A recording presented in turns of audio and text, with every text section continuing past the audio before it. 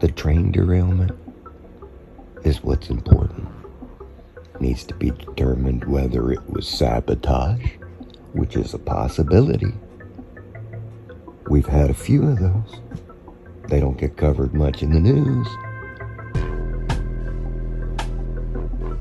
Or it's an infrastructure issue. It means they weren't maintaining the rail line or the sensors or some fucking shit. Somebody wasn't paying attention. Somebody should get fired. Or it's both of those.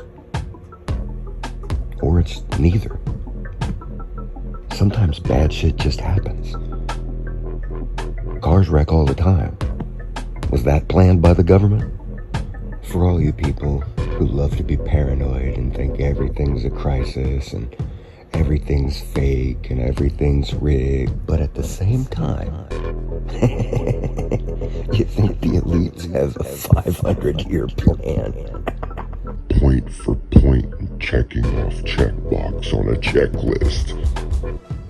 That's stupid. You're fucking stupid. Stop being fucking stupid. Have you ever been around a train yard? You ever lived anywhere near a train? Have you ever seen a working train yard? Do you know anybody who works in the train industry? Do you know any railroad men? Or are you just reading shit on the internet and feeding your fear porn addiction? Ohio is burning. Acid rain. All the fish are dead. You've seen one clip with dead fish in a creek. Do you live in East Palestine, Ohio? Did you verify where that clip came from? Did you even care? I'm not saying nothing bad happened. I'm saying if they wouldn't have burnt the chemicals and released the pressure from the tanks, there wouldn't be an East Palestine. It would be gone.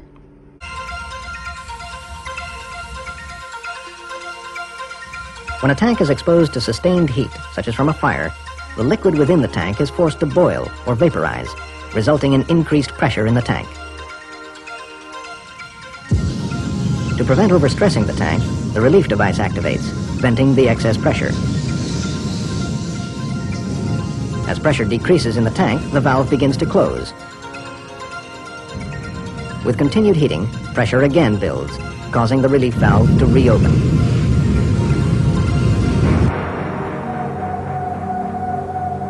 Where flames impinge on the tank below the liquid level, the liquid absorbs the heat, allowing the tank metal to remain at a safe temperature. With continued relief valve operation, the liquid level drops, exposing a greater area of the tank to the effects of heating. With the flames impinging on the vapor space of the tank, the temperature of the tank metal, uncooled by liquid, rises. At some point, due to the vapor pressure from within, the tank metal begins to weaken, stretch, and eventually tear. As the tank comes apart, large quantities of both liquid and vapor are released in a powerful explosion.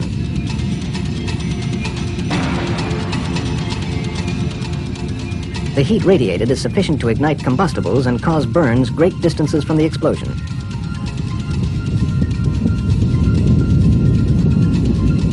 Tank sections containing rapidly igniting fuel can become flying missiles, traveling great distances, causing secondary fires and other damage.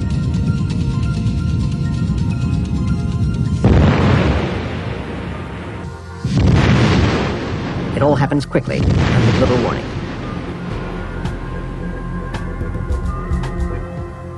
When a train carrying hazardous chemicals has pressurized tanks on it, and those pressurized tanks get heated, they become bombs.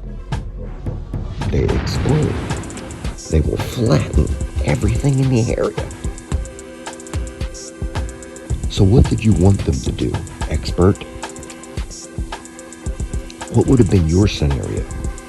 You remember on the news years ago when the dude who had a private zoo, his animals got loose, and all you pussy fucking panty waist tree huggers lost your shit when the police department in Ohio went around and shot them all?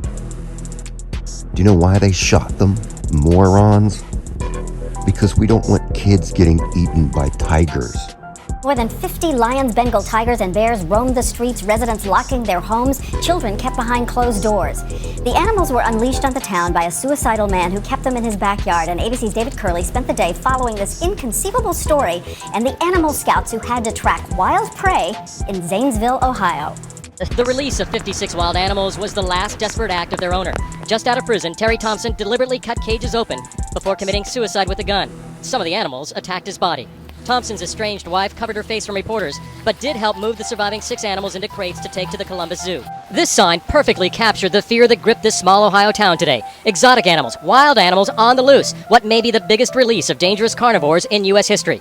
The frantic 911 calls. 911. Yeah, there's a lion on Mount Perry Road in Gray Shot. I'm pretty sure, and I just saw a wolf. I think I just seen one. Looks like a jaguar or a wolf or something. Deputies with shoot-to-kill orders used their pistols to take down lions, tigers, bears, and wolves before the sun went down. And with daylight, it is still not a completely secured area. There were still wild animals on the loose. And even when they found one and tried to tranquilize it, it became aggressive and also had to be put down. We had animals outside that fenced area along the road that were trying to get loose. I had deputies that had to shoot animals with their sidearms at close range. We are not talking about your normal, everyday house cat or dog. These are 300-pound Bengal tigers that we've had to put down. When it was over, 49 animals had been killed, including 18 Bengal tigers. Ohio has more incidents with exotic animals than any other state. Its laws are among the most lenient in the country. That's probably the smartest scenario to do in that situation. What do you want to do? Let them run around and have a chance of them killing anything?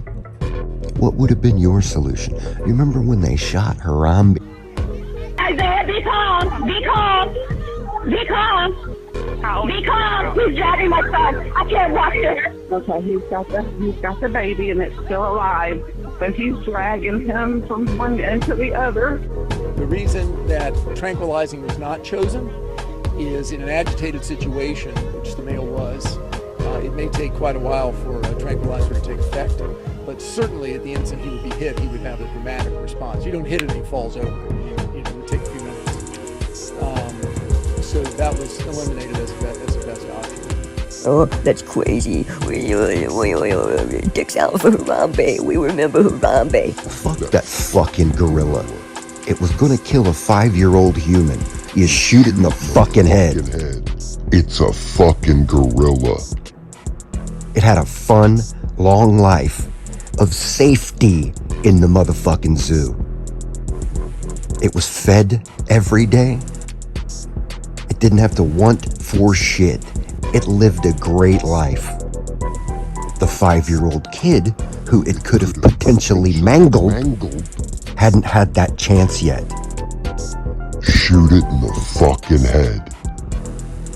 Some people believe that these idiots who claim to be our rulers are sitting there, picking and choosing, plotting and planning, making chaos out of order, or order out of chaos, with 100% efficiency.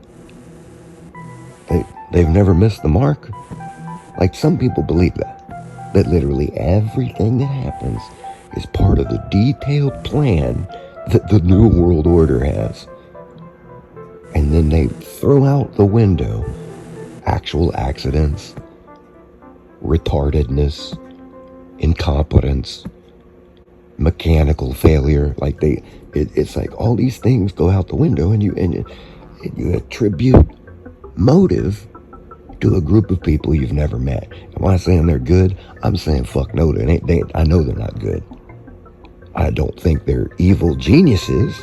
I think they're retarded idiots.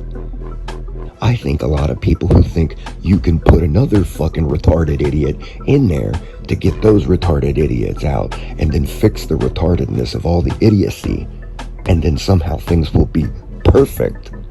I think you're a fucking idiot. Bad shit happens.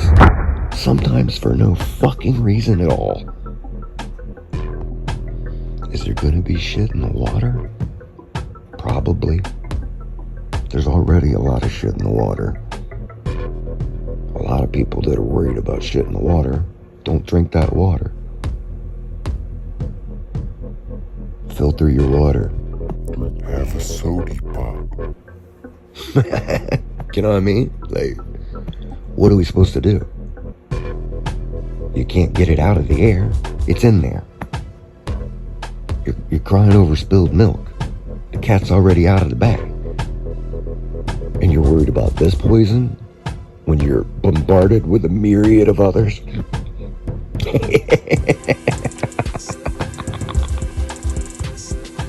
The idea that you're upset and confused or even shocked that they didn't notify people properly and still aren't notifying people properly. You have this idea that these people are competent. I know you've called the DMV. Are they very competent? You ever had to do anything in any government building?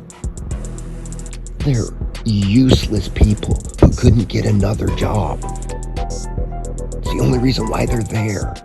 And they keep the job till they fucking retire. How many people do you know who get a government job, quit it?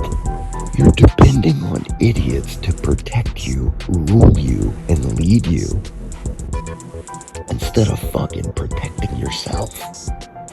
And sometimes all the protections warranted won't save you.